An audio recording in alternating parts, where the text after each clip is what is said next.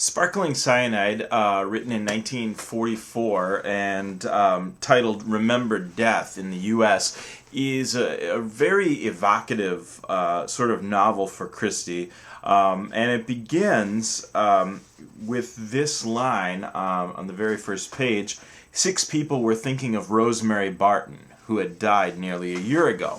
Of course, not only is this little intro a provocative one that really kind of draws the reader in, but also for the discerning reader, they will instantly get the idea of Rosemary and the name Rosemary, which and Rosemary stands for remembrance. So people are thinking about this woman whose name means remembrance, and this idea of remembrance carries through the entire novel. The novel itself is divided into 3 parts. The first book is called Rosemary, and the epigraph that appears underneath that first book is, "What can I do to drive away remembrance from mine eyes?"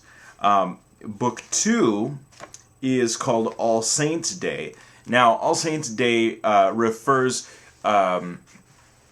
to the day after Halloween, or All Hallows Eve, and there's the old superstition of the ghost of the dead coming back for a loved one, or taking someone away with them. And the epigraph for the second book is, "There's Rosemary, that's for remembrance." This is a quote from Hamlet. And it's spoken by Ophelia after she's kind of fallen into this state of madness, and she's gathered her weeds and flowers and is passing those out. And the third book is called Iris. Iris is the sister of Rosemary, and really, even though the story focuses around Rosemary and her life and kind of trying to figure out who she was and what she meant to different people, a lot of the story also has to do with Iris. And the quote or epigraph that appears for the third book on Iris says, "For I thought that the dead had peace, but it is not so." This book shares a lot of similarities with the short story The Yellow Iris, which of course may be a subconscious, may provide a subconscious name for Christie, the character Iris. So maybe she was looking at kind of expanding that story, whether that was conscious or unconscious, I'm not sure. The novel itself doesn't have Poirot or Miss Marple. It does have Colonel Race, and the story is a bit of a conjuring trick, and I can't really say more than that because the whole plot kind of hinges on this conjuring trick, and it's not even the conjuring trick of the murderer.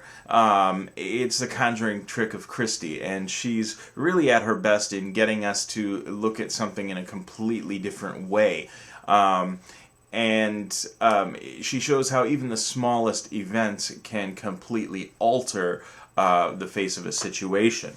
The story begins with these 6 people thinking about Rosemary, and those 6 people are, in order of their thought processes, Iris Marl, who, as I said, was Rosemary's younger sister; Ruth Lessing, who was secretary to Rosemary's husband; Anthony Brown, who was a young man who's kind of got a mysterious quality about him;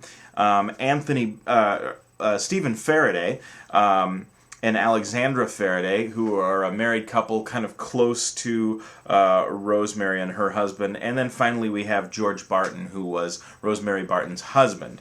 Now, what had happened was, on this day a year ago that everyone's remembering, this group of people had gone to one of Rosemary's favorite restaurants, and they'd danced, they'd watched a show, kind of a cabaret, they drank, and they had champagne and rosemary drinks and it turns blue in the face, and she dies of cyanide poisoning.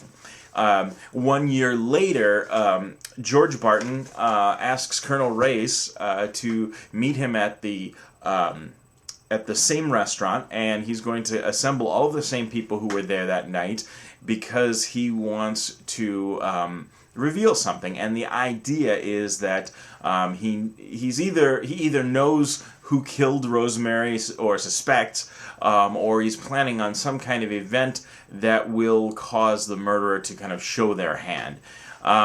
The whole situation kind of backfires for George because they do the same things. They eat, they dance, they watch the cabaret, and George raises his glass to toast Rosemary's memory and also wish Iris a happy birthday. He drinks from the glass, and he's poisoned with cyanide too. And so we have 5 people who might have been the murderer, and no apparent way for any of them to have touched George's glass, or Rosemary's for that matter. And so we have quite a puzzle here, and Christie is just masterful at the way that she uses her sleight of hand to kind of misdirect us and let us think that one thing is going on when actually another is going on. I think that this novel really explores the idea and the motif of memory. Probably at its highest. We'll see that happen again in the later novel, The Clocks, which also features a character by the name of Rosemary. Obviously, memory is a very important theme for Christie, and I think that it's highlighted here in a way it hasn't been highlighted in other novels, or prior novels anyway. I give it I would give this one a 4.5 out of 5. It's a great novel. Next, I will be reviewing The Hollow, Hercule Poirot novel.